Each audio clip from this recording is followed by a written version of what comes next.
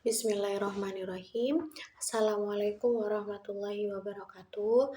Alhamdulillahirabbil alamin wassalatu wassalamu ala asyrofil anbiya wal mursalin sayyidina Muhammad wa ala alihi washabihi ajmain amma ba'du. Pada video kali ini saya akan membuat penjelasan sedikit materi tentang gharib dan muskilat.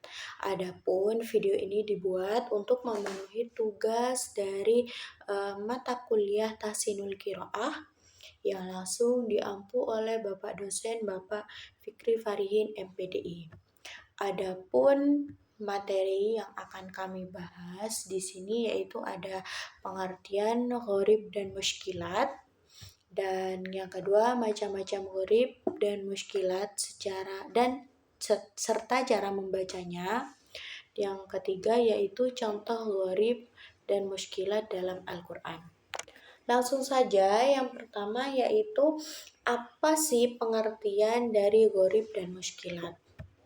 Yaitu gharib di sini berasal dari bahasa Arab yang artinya itu asing. Jadi gharib itu bisa juga disebut dengan bacaan asing atau tersembunyi atau samar. Istilah gharib itu diambil dari bahasa Arab. Menurut Ibrahim Mustafa, ia merupakan isim sifat dari kata gharaba yaghribu yang artinya itu sulit dan samar. Dalam literatur Arab, istilah gharib al-qiraat ini tidak populer dalam peristilahan ilmu qiraat dan tidak pernah dipakai dalam tulisan para pakar ilmu qiraat. Istilah ini banyak dipakai dalam buku-buku tajwid di Indonesia. Misalnya, metode qiraati ini memasukkan bahasan gharib al-qiraat tersebut pada jilid 6. Dalam proses pembelajaran Al-Quran itu terkadang pembelajaran dihadapkan pada munculnya bacaan-bacaan Al-Quran yang tidak sesuai dengan kaidah bunyi dalam ilmu Al-Aswad. Bacaan-bacaan tersebut itu dikenal dengan istilah gharib atau asing. Nah, demikian karena bacaan tersebut nyeleneh atau menyimpang dari kaidah yang sebenarnya. Yang kedua, pengertian muskilat. Muskilat yaitu bacaan yang harus hati-hati. Muskilat di sini menurut Suwarno adalah bacaan-bacaan yang diantara tulisan dan cara membacanya itu berbeda. Hal ini bertujuan agar dalam membacanya itu lebih berhati-hati dan terhindar dari kesalahan ketika membaca. Kemudian beberapa sebab terjadinya perbedaan ya. Yang pertama ada huruf yang tertulis tapi dibaca dengan suara atau bunyi yang lain. Yang kedua ada huruf dalam kata tertulis tapi tidak terbaca.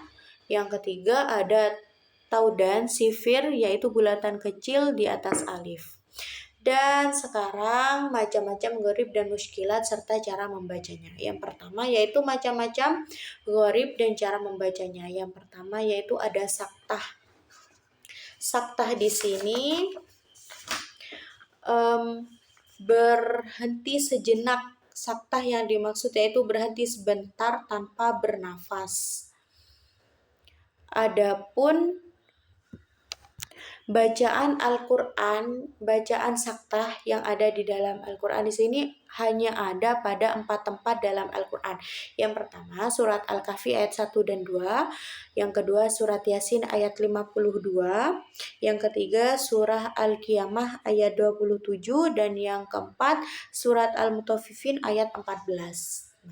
Yang kedua, baca macam-macam gharib yaitu imalah. Imalah adalah memiringkan bunyi fathah pada kasroh tulisan ar-ra dibaca ri. Bacaan imalah ini hanya terdapat dalam surat Hud ayat 41. Dan yang ketiga ismam, bacaan ismam. Ismam adalah menampakkan dhammah yang terbuang dengan isyarat bibir, atau dengan pengertian lain ismam adalah bibirnya mencucu di tengah-tengah dengung sebagai isyarat bunyi dhammah Bacaan Ishmam di sini hanya terdapat dalam surat Yusuf ayat 11. Yang keempat yaitu bacaan tashil. Tashil di sini membaca hamzah kedua dengan samar antara hamzah dan alif. Adapun hamzah yang pertama tetap dibaca jelas, yaitu bacaan tashil terdapat dalam surat Fusilat yaitu ayat 4. Kemudian bacaan yang kelima di sini macamnya gharib yaitu nakal. Adapun nakal di sini adalah memindahkan harokat kasroh pada huruf sebelumnya. Bacaan nakal hanya terdapat dalam surat Al-Hujurat ayat 11. Kemudian yaitu yang terakhir di sini ayat-ayat sajadah. Jadi setiap orang membaca Al-Quran ataupun yang mendengarkannya bila kebetulan sampai akhir ayat sajadah, yaitu disunahkan melanjutkan sujud tilawah dan membaca tasbih. Yang kedua, macam-macam muskilat dan cara membacanya. Kalau barusan gharib, sekarang macam-macam muskilat. Perubahan suara, yaitu suara huruf shad diganti dengan huruf sin.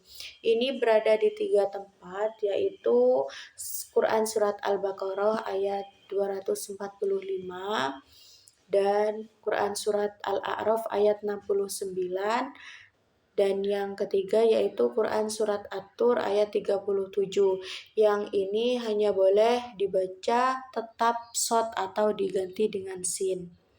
Kemudian yang kedua yaitu huruf ro dibaca tebal. Biasanya jika ada ro sukun didahului dengan harokat kasroh, maka ro tersebut dibaca tipis, tetapi pada kata-kata itu justru harus dibaca tebal. Kemudian yang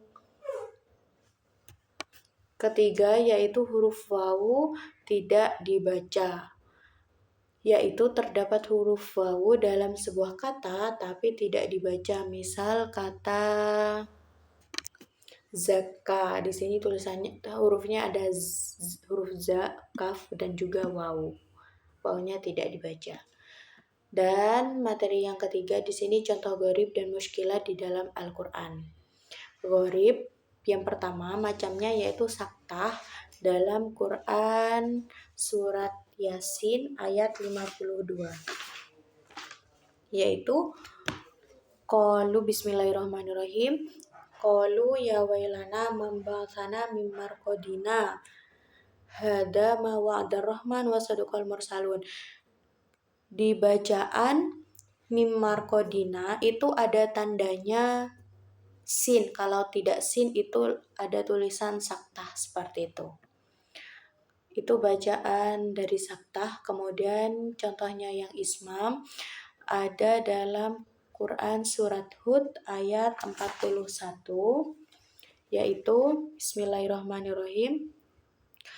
Qalu ya abana malaka la ta'manna.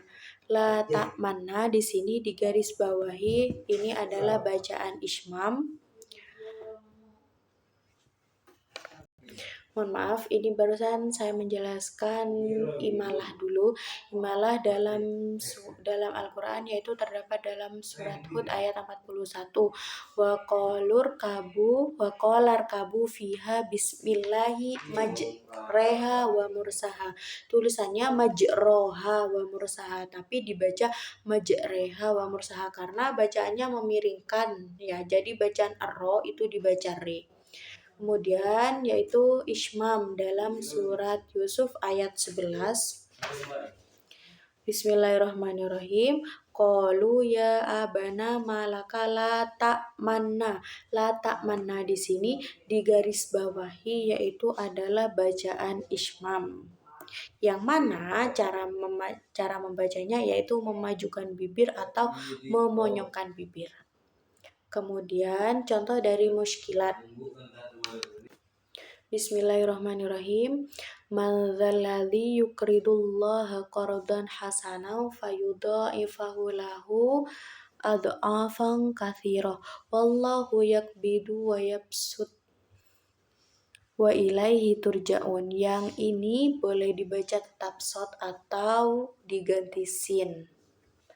Kemudian huruf ro yang dibaca tebal yaitu wamra'atuhu hammalatal hatab. Nah, jadi itu semua tadi pengertian dan juga definisi, cara membaca dan macam-macam, dan juga huruf-huruf dari bacaan gharib dan muskilat. Saya rasa penjelasan pada video kali ini sudah bisa dicukupkan. Terima kasih atas perhatiannya. Wassalamualaikum warahmatullahi wabarakatuh.